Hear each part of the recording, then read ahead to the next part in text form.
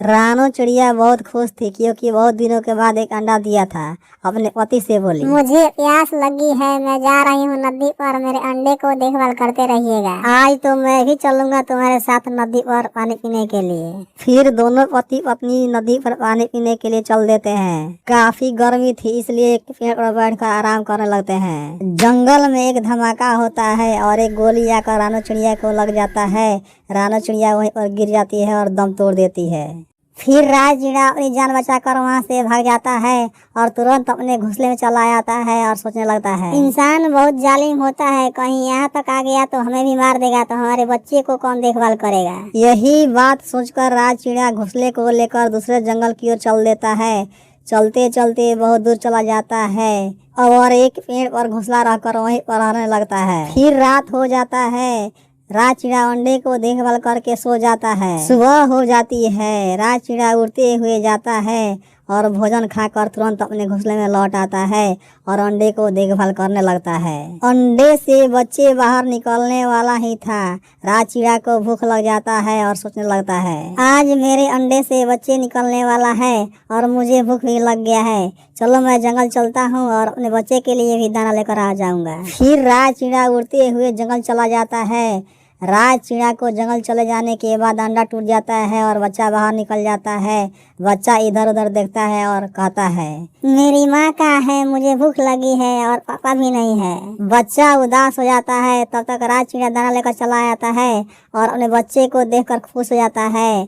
बच्चा राज चिड़िया को देखकर पूछने लगता है, आप कौन है और मेरी मम्मी पापा कहाँ है, मुझे बहुत जोर से भूख लगी है। बेटा मैं तेरा पापा हूँ। नहीं, आप हमारे पापा नहीं हो सकते। तुम यकीन करो, मैं ही तुम्हारा पापा हूँ।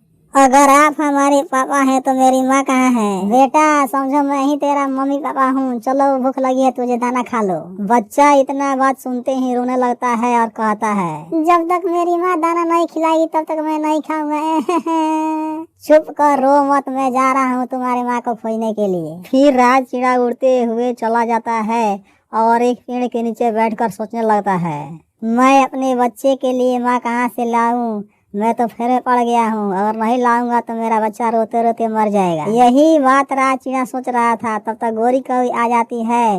राज चिड़िया को उदास देखकर पूछने लगती है, क्या बात है कि तुम यहाँ पर अकेले बैठे हो उदास होकर। क्या करूँ, मैं बहुत मुश्किल में पड़ गया हूँ। मेरा बच्चा अपनी माँ को खोज रहा है। उसकी माँ पहले ही मर चुकी है। एक काम करो, थोड़ा और आगे जाओ, वहीं पर एक रानी चिड़िया रहती है, शायद कहीं वही समस्या का समाधान कर सकती है। इतना बात बतलाते हुए गोरी कौवी वहाँ से चली जाती है। राज चिड़िया भी उड़ते हुए रानी चिड़िया के पास चल देता है और कुछ ही देर के बाद रानी चिड़िया के पास आ जाता है और कहने लगता है, चिड़िया चिड़िया तुम मेरा एक काम कर दो, सिर्फ मेरे बच्चे से कह दो कि मैं तुम्हारी माँ हूँ, नहीं तो मेरा बच्चा मर जाएगा। ठीक है, इतनी सी बात तो मैं कह दूंगी, लेकिन इसके लिए मैं पैसा लूंगी। ठीक है, मैं तुझे पैसा देने को तैयार हूँ, चलो मेरे साथ। फिर राज चिड़िया रानी चिड़िया को लेकर वहाँ से चल देता है और थोड़ी देर के बाद ही आ जाता है। रानी चिड़िया बच्चे को रोते हुए देखकर बोली, बेटा दाना खा लो, मैं तुम्हारी माँ हूँ। इतना बात सुनते ही बच्चा खुश हो जाता है और दाना खाने लगता है। जब बच्चा पेट भर खा लेता है तो रानी चिड़िया राज चिड़िया से बोली, मैंने बच्चे को दाना खिला दिया, अब मुझे पैसा दो ताकि मैं अपने घर जाऊँ। ठीक है, मैं अभी पैसा देता हूँ। राज चिड़िया रानी चिड़िया को पैसा निकाल कर दे देता है और कहता है, मेरे बच्चे को जान बचाने के लिए आपको धन्यवाद। फिर रानी चिड़िया पैसा लेकर वहाँ से चली जाती है। ऐसे ही कुछ दिन बीत जाता है। रानी चिड़िया आती है और बच्चे को दाना खिलाकर चली जाती है।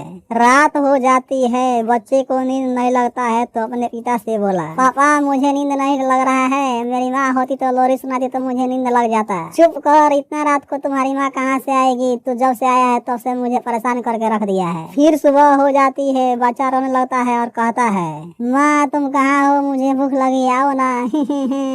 चुप कर, दाना खाना है तो खा ले, आज से तुम्हारी माँ नहीं आएगी, मैं तेरी माँ को चक्कर में बर्बाद हो जाऊंगा, भिखार हो जाऊंगा। ऐसे ही 3-4 दिन बीत जाता है। रानी चिड़िया बच्चे को याद करके सोचने लगती है और कहती है, ऐसे ही 3-4 दिन हो गया, बच्चा खाया होगा कि नहीं खाया होगा, राज चिड़िया भी नहीं आया, चलती हूँ मैं उसके पास। रानी चिड़िया उड़ते हुए चल देती है और थोड़ी देर के बाद बच्चे के पास आ जाती है। बच्चा रोते हुए रानी चिड़िया से कहने लगता है, माँ तू मुझे छोड़कर चली जाती है तो मुझे कुछ भी अच्छा नहीं लगता है।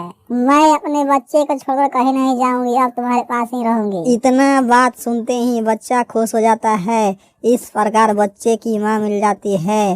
प्यारे दोस्तों, अगर हमारी कहानी अच्छी लगी हो तो हमारे चैनल को लाइक और सब्सक्राइब जरूर करें। थैंक यू, धन्यवाद।